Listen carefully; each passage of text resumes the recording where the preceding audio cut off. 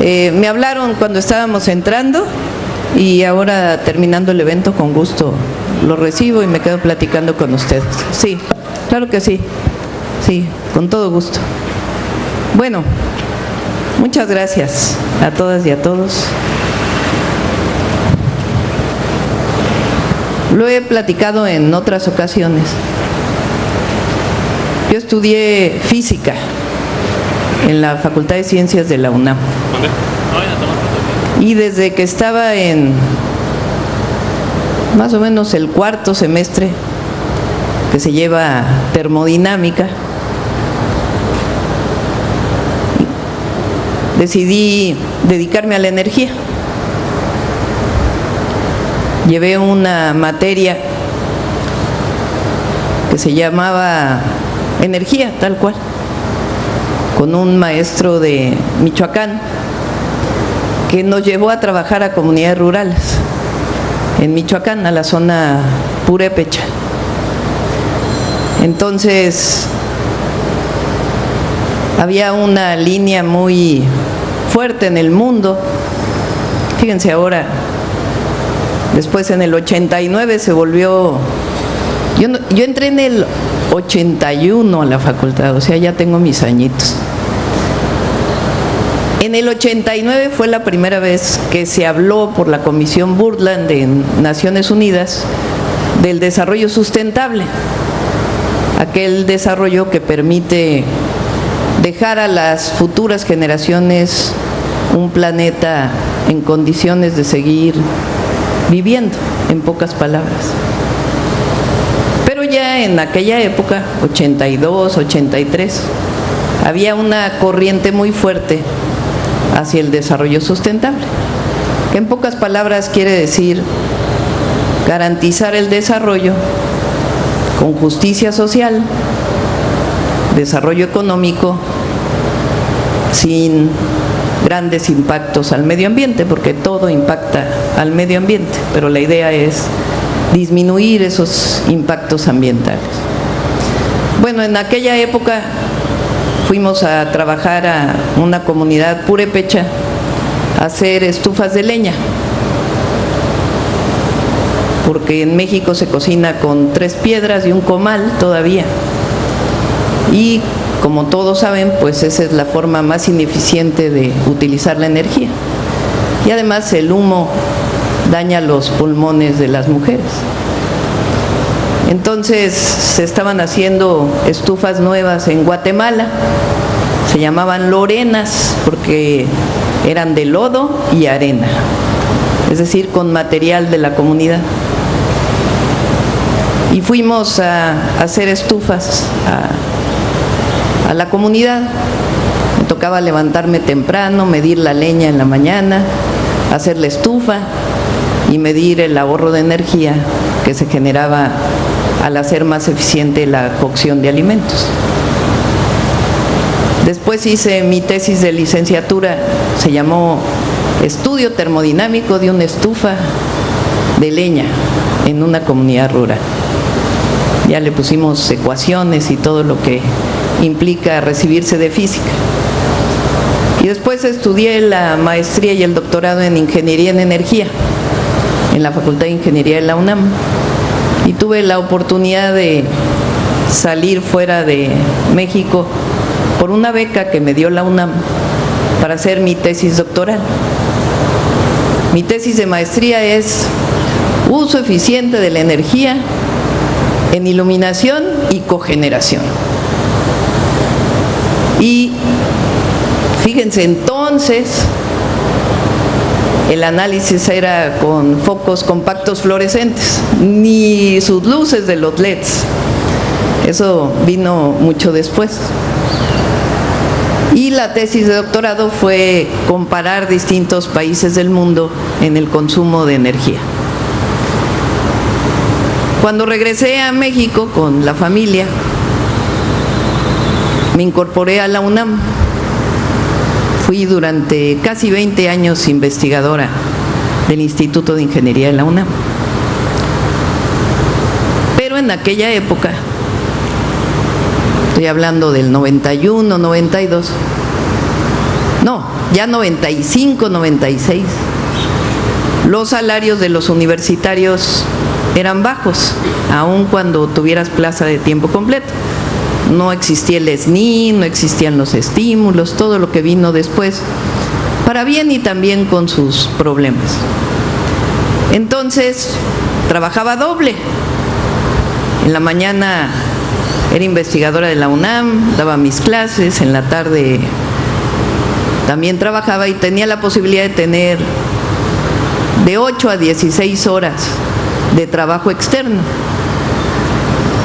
Trabajé un tiempo de asesora de la Comisión Nacional para el Ahorro de Energía y después fui asesora de la Gerencia de Estudios Económicos de la Comisión Federal de Electricidad.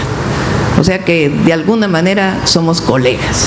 Fui parte de la Comisión Federal de Electricidad por algunos años. Ya después la vida, como habrán visto, pues me llevó a otros destinos, porque siempre tuve el deseo de transformar a México, de que hubiera justicia social y al mismo tiempo la defensa de la soberanía nacional.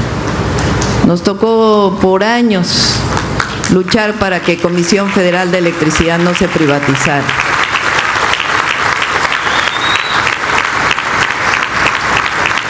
No sé si saben cómo se nacionalizó y se creó, o se nacionalizó CFE, porque CFE la creó Lázaro Cárdenas. Pero, así como expropió el petróleo en 1938, la generación eléctrica se quedó en manos privadas principalmente, aunque se creó Comisión Federal de Electricidad con la idea de que hubiera una empresa pública también que compitiera con las privadas. CFE se nacionalizó hasta 1960, un 27 de septiembre, con López Mateos. Fue un proceso distinto. En el caso de Pemex, los trabajadores petroleros hicieron huelgas porque sus condiciones de trabajo eran muy malas en las empresas petroleras transnacionales. Se van a huelga. La Suprema Corte de Justicia de la Nación, después de un proceso, le da la razón a los trabajadores y las empresas extranjeras no querían cumplir. Y entonces Lázaro Cárdenas dice, va la expropiación petrolera. Decían que no iba a poder los ingenieros petroleros mexicanos, o que los mexicanos no íbamos a poder sacar adelante Pemex. Y pues obviamente se mostró que salió adelante la industria petrolera nacional. La nacionalización de la industria eléctrica fue distinta.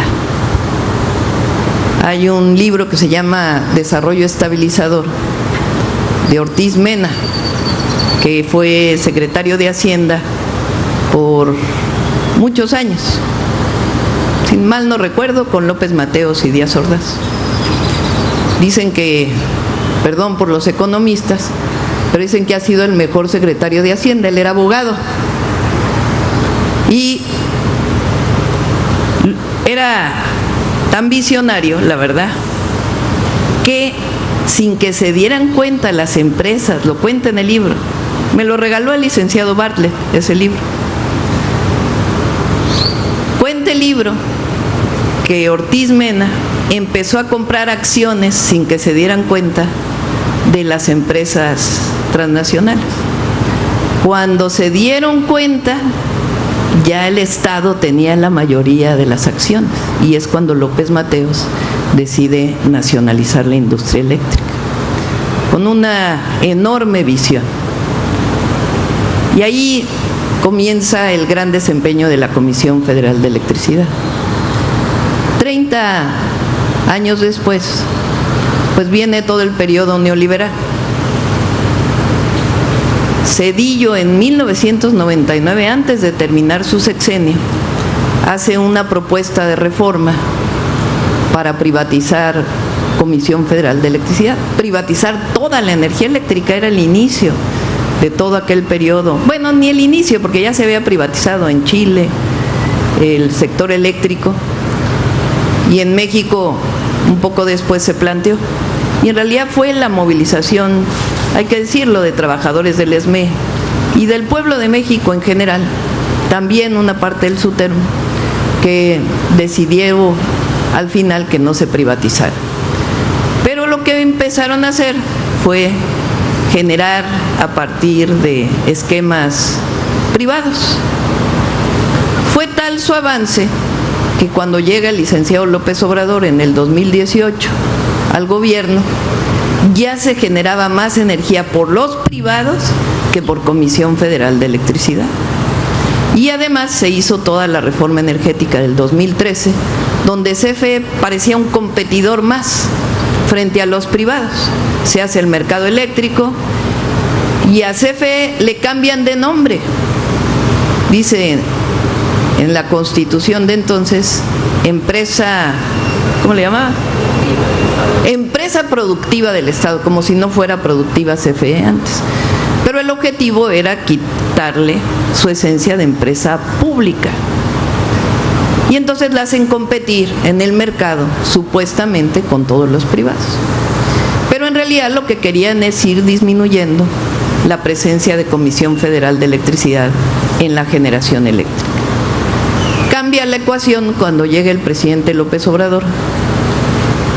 Se da inversión a CFE y se contratan alrededor de 7,000 megawatts entre las nuevas plantas de ciclo combinado, como esta de Manzanillo 3, otras plantas de ciclo combinado, y también subir la eficiencia de las plantas hidroeléctricas y la planta de Puerto Peñasco solar en Sonora.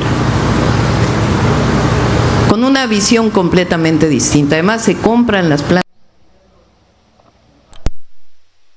y CFE recupera el 54%, o el Estado recupera el 54% de la generación eléctrica. Cuando llegamos nosotros, pues tuvimos ya la mayoría calificada en el Congreso, y eso nos permitió revertir la reforma del 2013, con dos cambios sustantivos. El primero, pusimos en la Constitución que lo que genera CFE tiene prioridad en el despacho eléctrico frente a lo que generan los privados. Y eso da una visión completamente distinta en el despacho eléctrico. Hay prioridad de CFE, es decir, empresa de la nación. Lo segundo, se le cambia el nombre por empresa pública. Y en las leyes de CFE y de generación eléctrica se hacen dos cambios esenciales. El primero es integrar verticalmente la Comisión Federal de Electricidad, no como ustedes estaban divididos territorialmente, sino recuperar de nuevo la visión de empresa verticalmente integrada y al mismo tiempo dar en la ley que CFE por lo menos tiene que generar el 54% de la energía. Y eso es lo que estamos haciendo hoy. Esto no se podría hacer nunca si no fuera por las y los trabajadores de Comisión Federal de Electricidad, que son los que sostienen la empresa. Y lo digo más, porque sin Comisión Federal de Electricidad no habría soberanía energética y no habría soberanía nacional. CFE, fortalecer a la Comisión Federal de Electricidad significa amar a México. Fortalecer a la Comisión Federal de Electricidad significa fortalecer la soberanía nacional. Y eso es lo que estamos haciendo con la inauguración de esta planta. ¿Cuáles son los planes? 28,000 megawatts adicionales en el sexenio. Una parte muy importante con 5 nuevas plantas de ciclo combinado a cargo de Comisión Federal de Electricidad. El trámite de pensión en el Instituto Mexicano del Seguro Social y en el Instituto de Seguridad y Servicios Sociales de los Trabajadores del Estado exige que el trabajador valide su historial laboral antes de cumplir los 60 años para evitar la pérdida de hasta un 25% del monto acumulado. La elección entre la ley del 73 y la ley del 97, así como la correcta interpretación del 10º transitorio y las cuentas individuales, determina el sustento financiero definitivo de los adultos mayores en el país. El éxito de este proceso legal y administrativo radica en la consistencia de los datos registrados en el sistema digital oficial, donde cualquier discrepancia en las semanas cotizadas o en el salario diario integrado con el que los patrones dieron de alta al empleado puede reducir drásticamente el cálculo del promedio final. Existen modalidades específicas que permiten el retiro anticipado y pensiones derivadas por contingencias médicas o familiares, pero cada una cuenta con candados financieros rigurosos que pocos trabajadores logran sortear por falta de planeación. Más adelante en este análisis técnico se revelarán los errores ocultos que comete el 90% de los futuros pensionados al revisar sus semanas de cotización, anomalías que el propio instituto no corrige de oficio y que suelen borrar años completos de esfuerzo laboral legítimo. Descubrirá el mecanismo exacto para rastrear esos periodos invisibles trabajados durante las décadas pasadas y el impacto real de haber sido registrado con el salario mínimo en la recta final de su vida productiva. También desmenuzaremos la fórmula financiera que define si su cuenta individual cuenta con los fondos requeridos para una renta vitalicia garantizada o si se encuentra en riesgo de agotar su saldo antes de lo previsto. Analizaremos a fondo el beneficio del aguinaldo en diciembre, exclusivo de un régimen específico, y revelaremos la estrategia legal para activar la conservación de derechos cuando se ha dejado de cotizar por un periodo prolongado. Quedarse hasta el final de esta exposición le permitirá conocer los documentos médicos exactos y los formatos específicos necesarios para validar incapacidades e invalideces sin enfrentar rechazos sistemáticos en las ventanillas institucionales. ¿Qué tal, mi gente chula, mis guerreros incansables de esta tierra azteca que huele a tierra mojada y a maíz tostado?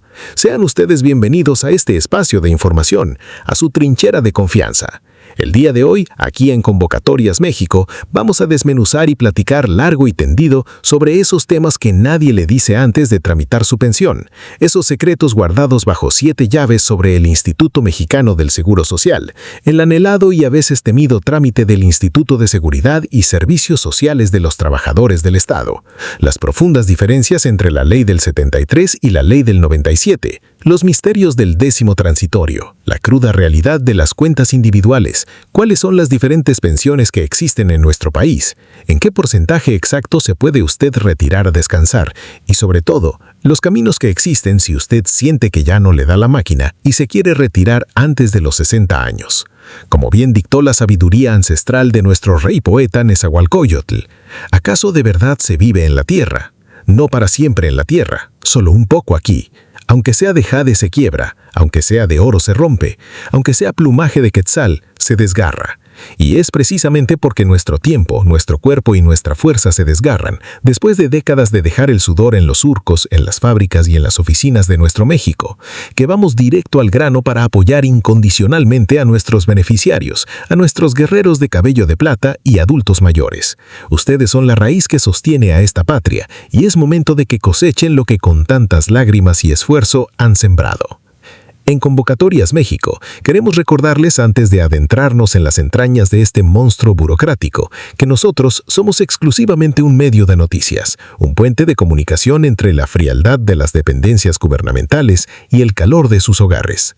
No somos gestores, pero sí somos sus aliados informativos. Nos inunda un sentimiento de profunda tristeza al ver cómo las manos callosas de nuestros adultos mayores que construyeron las carreteras, que levantaron los edificios y que sembraron el alimento de esta nación, muchas veces tienen que estirar la mano y recibir migajas de un sistema que a veces parece olvidar a sus hijos más leales, pero al mismo tiempo nos llena el pecho de un nacionalismo férreo, de una esperanza indomable, porque el mexicano es de madera fina, no se rajan del primer ventarrón.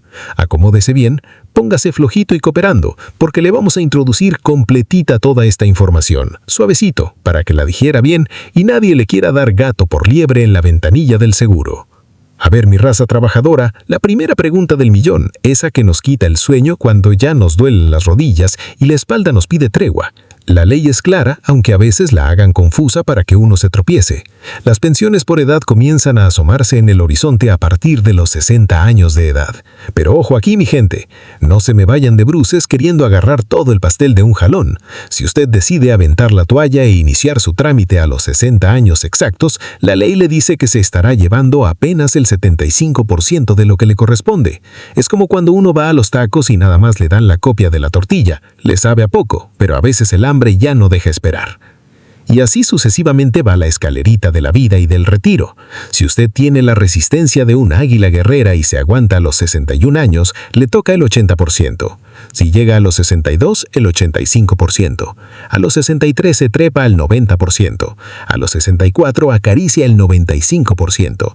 Y si usted con la bendición del Creador y una salud de fierro logra coronar la cima de los 65 años, entonces sí, mi estimado paisano, se podrá ir a su casa con el 100%, agarrando el paquete completo, con todo y todo, como Dios manda. ¿A poco no suena hermoso llegar a esa edad con la tranquilidad de que le van a dar lo suyo completito?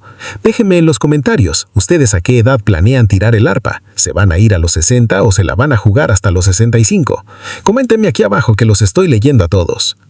Pero, y aquí viene el gran pero, el negrito en el arroz que tanto nos duele en nuestro amado México. ¿De qué va a depender verdaderamente esa cantidad que le va a caer mes con mes para los frijolitos, para la carne asada o para invitarle un helado a los nietos? Va a depender entera y absolutamente de sus semanas cotizadas y de algo todavía más delicado, de cómo le metieron la cantidad de salario en su registro, claro está. Hay que tener mucho cuidado y fijarse muy bien con cuánto lo dieron de alta en su seguro social. A veces el patrón le daba a usted billetes por debajo del agua para evadir impuestos, y en el papel, en el puro documento oficial, a usted lo tenían registrado con el salario mínimo, o con 2 salarios mínimos, o si bien le iba, con 3 salarios mínimos. Como decía el gran poeta de la melancolía, Jaime Sabines, los amorosos callan. El amor es el silencio más fino, el más tembloroso, el más insoportable. Y así de insoportable es el silencio cómplice de aquellas empresas que por ahorrarse unos pesos, registraron a sus trabajadores con una miseria, dejándolos al desamparo en el ocaso de su vida. Por eso es vital, de vida o muerte financiera, mi gente, que revisen si tienen sus semanas cotizadas bien actualizadas. A cada rato nos escriben aquí en Convocatorias México con el corazón en la mano, diciendo que no les aparecen ciertas semanas, que trabajaron 10 años en una fábrica de textiles allá por los 80, o que anduvieron en la obra con una constructora, y ahora en el sistema resulta que esos años se volvieron humo, fantasmas en la máquina del gobierno. No se dejen empinar por la apatía burocrática, hay que rastrear esas semanas como sabuesos porque es su sudor, es su sangre, es su patrimonio. Vámonos recio con la carnita del asunto. Hablemos de la pensión de cesantía y vejez, que es la más famosa, la más conocida, la que todo el mundo persigue como si fuera el santo grial. Para toda la gente hermosa que nos está viendo, desde la frontera norte allá en Tijuana, hasta las selvas mágicas de Chiapas, y tal vez no entiende mucho de estos enredos legales, se los voy a explicar como si estuviéramos tomando un cafecito de olla. La modalidad más común es esta, la pensión de cesantía en edad avanzada o vejez. Está dirigida única y exclusivamente a personas que ya no trabajan, que ya soltaron la herramienta, que ya dejaron la oficina y que cumplen religiosamente con la edad mínima requerida.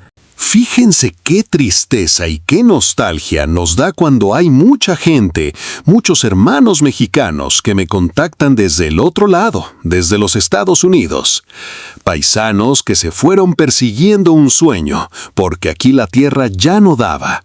Y me dicen, oiga, yo trabajé varios años en el Seguro Social, yo trabajé varios años en el Instituto de los Trabajadores del Estado, y fíjese que quiero recuperar mi cuenta del Fondo para la Vivienda, mi fondo de ahorro del Sistema de Ahorro para el Retiro, mi cuenta individual, mi Afore. Quiero pensionarme, siento que me llama mi tierra, ¿cómo le hago?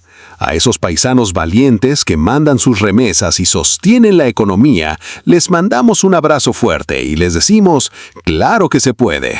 Pero la modalidad más común sigue siendo la de edad avanzada o vejez, y hay que cumplir las reglas del juego. ¿Cuáles son los requisitos inquebrantables para tramitar esta pensión sin que le den con la puerta en las narices? Anótele bien, agarre lápiz y papel. Número 1. Tener al menos, y digo al menos, 60 años cumplidos para la cesantía, ni un día menos. Número 2. Tener 65 años bien vividos con sus arrugas de experiencia para la pensión por vejez. Entienda esto, por favor. Se lo suplico por lo más sagrado, porque luego me llegan llorando de que les negaron el trámite. Si usted se va a pensionar por cesantía, debe tener 60, 61, 62, 63 y hasta 64 años de edad. Si su tirada es irse como rey al 100% con la pensión por vejez, debe tener los 65 años clavados. El siguiente requisito es que no debe contar con un empleo formal al momento del trámite. Tiene que estar dado de baja ante el Instituto Mexicano del Seguro Social. No se puede chiflar y comer pinole al mismo tiempo, mi gente. Si va a pedir su pensión, tiene que dejar el puesto de trabajo. Y el requisito más peleado, cumplir con las semanas cotizadas correspondientes. Y aquí es donde la puerca tuerce el rabo, porque muchos me preguntan con desesperación, ¿pero cuántas semanas necesito?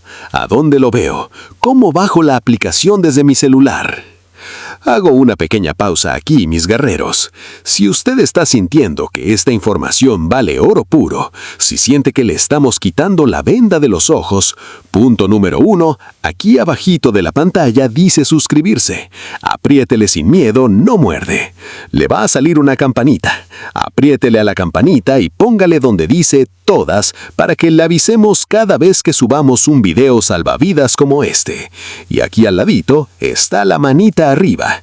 Si usted que nos está viendo en la comodidad de su hogar, en su celular mientras va en el camión o en el descanso del trabajo, póngame por favor su manita arriba, déjeme su like, es totalmente gratis y a nosotros nos ayuda a seguir rompiendo el algoritmo y llegando a más mexicanos que están en la penumbra de la ignorancia.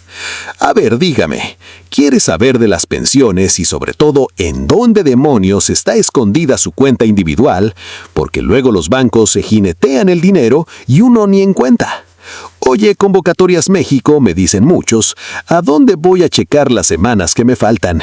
¿Qué hago si siento que no llego a los 60 años y me urge pensionarme porque el cuerpo ya me pide paz? ¿Hay formas de hacerlo? Sí las hay, pero vámonos paso a paso, despacito, porque las prisas solo dejan cansancio. Usted pregúnteme en la cajita de los comentarios todo lo que le duela y yo le contesto. Deje su comentario ahora mismo. Ahora sí, agárrense de la brocha que voy a quitar la escalera.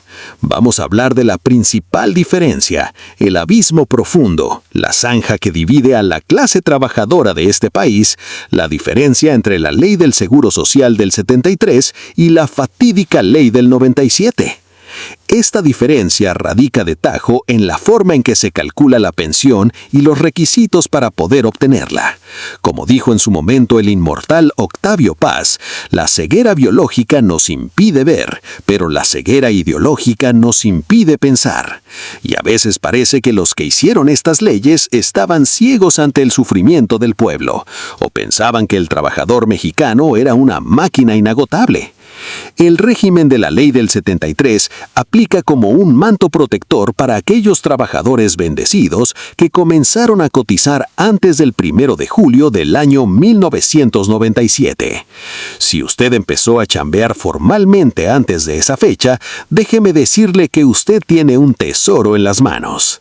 Este régimen suele ofrecer montos muchísimo más favorables, pero súper más favorables, una chulada de pensión comparada con lo que vino después.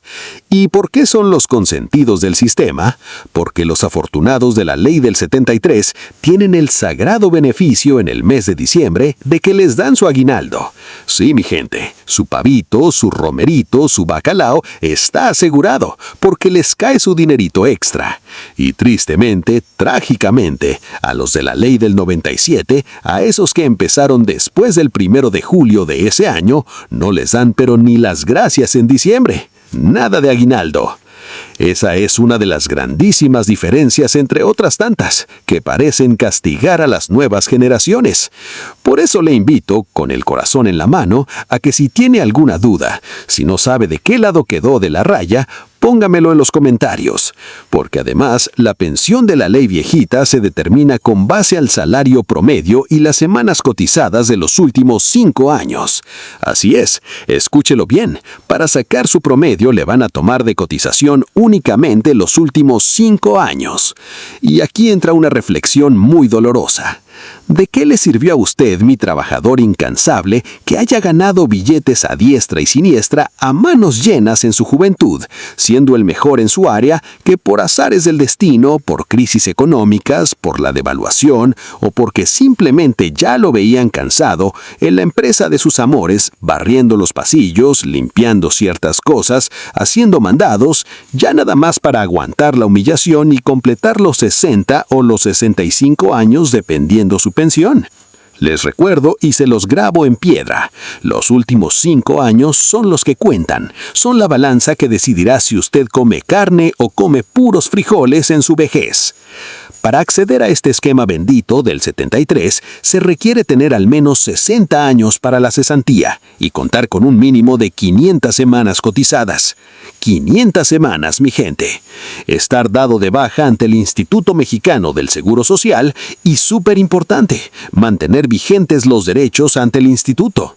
No deje que se le venza su conservación de derechos, porque si se le vence es como si le cerraran la puerta del paraíso en las narices. Esta es la pensión que se puede tramitar a los 60 años. ¿Sí quedó claro?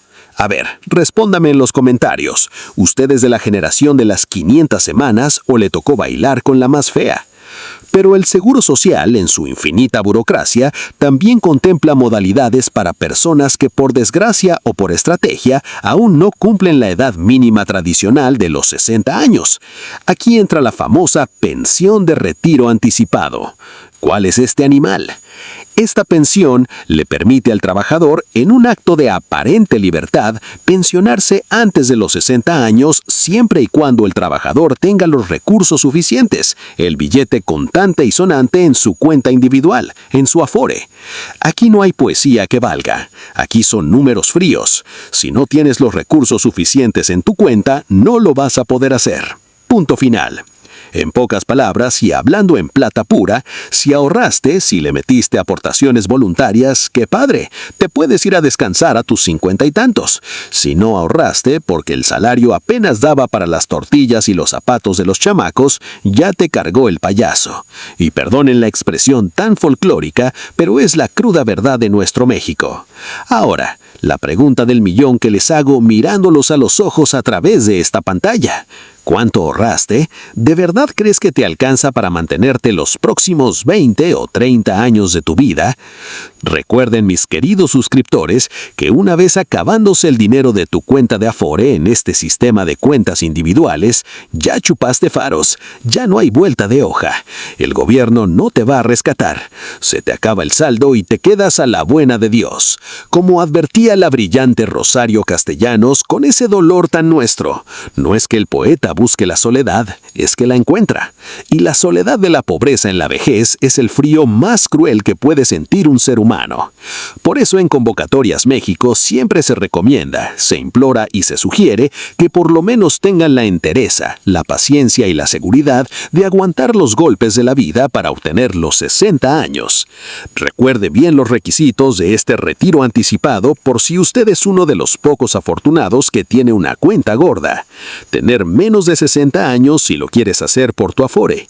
Contar con un ahorro lo suficientemente grande para contratar una renta vitalicia que sea superior a la pensión mínima garantizada.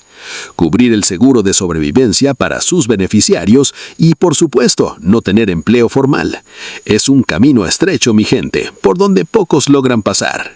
Pero la vida, en este México de contrastes, a veces nos da zarpazos inesperados. Hay ocasiones donde el cuerpo se quiebra antes que el espíritu. Por eso existe la pensión por invalidez. Esta se otorga como un salvavidas cuando una enfermedad, un desgaste físico o un accidente que fue totalmente ajeno al área de trabajo reduce considerablemente, de manera drástica, la capacidad laboral del asegurado, cuando ya no puede usted ganarse el pan con la fuerza de sus manos. Para esto, debe tener semanas cotizadas, presentar un dictamen médico riguroso conocido como el formato SP4 y estar vigente en sus derechos. Es un peregrinar por los consultorios, es aguantar malas caras de los doctores, pero es su derecho. Y hablando de tragedias, tenemos la pensión por incapacidad permanente. Esta aplica cuando el trabajador sufre un accidente o adquiere una enfermedad derivada directamente de su empleo, cuando la fábrica le tritura un brazo, cuando la mina le llena los pulmones de polvo, cuando la oficina le destroza la columna. ¿Cuáles son los requisitos para que le paguen lo que su sangre derramó? Estar vigente ante el Seguro Social, tener el dictamen médico formato ST3 y comprobar fehacientemente el riesgo de trabajo. Qué tristeza que el trabajador entregue su salud por engrandecer la riqueza de otros, ¿verdad? Como decía el filósofo de la Revolución, Ricardo Flores Magón, la rebeldía es la vida, la sumisión es la muerte. No sean sumisos ante las injusticias en sus trabajos. Exijan sus equipos de protección, porque una vez que se pierde la salud, no hay pensión que la compre de regreso. Luego entra en escena el dolor de la ausencia definitiva con la pensión de viudez. Este apoyo económico, que a veces es una miseria y a veces un alivio, se entrega a la pareja del trabajador o del pensionado que lamentablemente ha fallecido, que se nos ha adelantado en este tren de la vida. ¿Cuáles son los requisitos sagrados para que la viuda o el viudo puedan cobrarlo del pensionado fallecido? Deben acreditar con papeles en mano el matrimonio legal o el concubinato, comprobar las semanas cotizadas del fallecido y tener los derechos vigentes.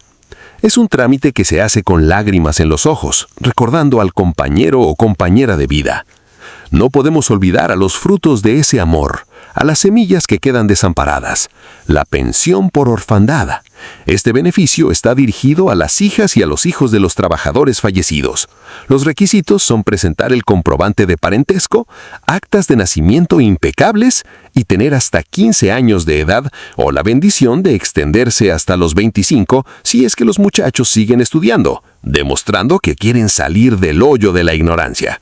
Hay que presentar la documentación completa, sin faltar un solo sello. Y en un acto de justicia divina, para los que nos dieron la vida, existe la pensión para ascendientes. Esta puede otorgarse a los padres, a esos viejecitos santos que dependían única y económicamente del trabajador fallecido, cuando el hijo que los mantenía se va antes que ellos, invirtiendo la ley natural de la vida. ¿Cuáles son los requisitos? Comprobar esa dependencia económica, no existir beneficiarios con mayor prioridad, es decir, que no haya viuda ni hijos, y presentar una resolución judicial que avale esta situación. Qué patriotismo tan grande el de esos padres que crían hijos de bien, y qué dolor tan inmenso perderlos. Entonces, mi raza, recopilando toda esta mar de información, ¿qué deben revisar los trabajadores? ¿Qué deben escudriñar con lupa antes de iniciar este viacrucis del trámite? Se recomienda encarecidamente, se implora, verificar la situación laboral y el historial de las semanas cotizadas meses o incluso años antes de solicitar cualquier pensión. No espere al último día, no espere a que le duela la espalda. Aquí le van los puntos claves para revisar. Apúnteles bien en su libreta de confianza. Número 1. El número exacto de semanas registradas. Número 2. El régimen bajo el cual cotiza, si es el paraíso del 73 o el desierto del 97. Número 3. El estado de cuenta de su administradora de fondos para el retiro, su Afore. Vea cuánto billete tiene ahí. Número 4. La vigencia de sus derechos, que no se le haya pasado el tiempo de gracia. Y número 5. Toda la documentación médica o familiar necesaria, actas sin borrones, identificaciones vigentes, comprobantes de domicilio sin errores. Así es que a toda la gente maravillosa de este México lindo y querido que nos está viendo, a ustedes, que son el motor de esta patria, no me queda más que decirles, despierten. La información es poder, y un pueblo informado jamás será sobajado por la burocracia. Suscríbete a este canal que es tu escudo. Comparte este video con tu compadre, con tu comadre, con el vecino que ya está a punto de jubilarse. Regálame tu like, esa manita arriba que nos da fuerza para seguir investigando y destapando las verdades que otros te ocultan. Y nos vemos, si Dios nos presta vida, en un próximo video. Dime una cosa antes de irnos. ¿Tienes alguna duda, alguna pregunta clavada en el pecho al respecto con relación a la ley del 73 o la temida ley del 97? Déjala fluir en los comentarios. Desahógate, que para eso estamos. Este es tu canal, tu espacio seguro, tu Convocatorias México. Como consejo final, baja la aplicación digital del Seguro Social desde tu teléfono celular inteligente para que puedas checar toda esta información desde la palma de tu mano, sin hacer esas filas infernales bajo el rayo del sol. Nada más tienes que tener a la mano, como buen soldado prevenido, tu número de seguro social a 11 dígitos, tu clave única de registro de población, así como tu nombre y tu apellido tal cual viene en el acta, y por ahí un correo electrónico al que sí tengas acceso y no se te haya olvidado la contraseña. Recuerden, compatriotas, que la vejez no debe ser un castigo por haber vivido, sino una corona por haber sobrevivido y aportado a esta gran nación. Como escribió el enorme Amado Nervo, porque veo al final de mi rudo camino que yo fui el arquitecto de mi propio destino. Sean ustedes los arquitectos de su pensión, defiendan lo suyo con uñas y dientes. Vámonos recio, que la vida es corta y el trámite es largo. Hasta la próxima, mi gente chula.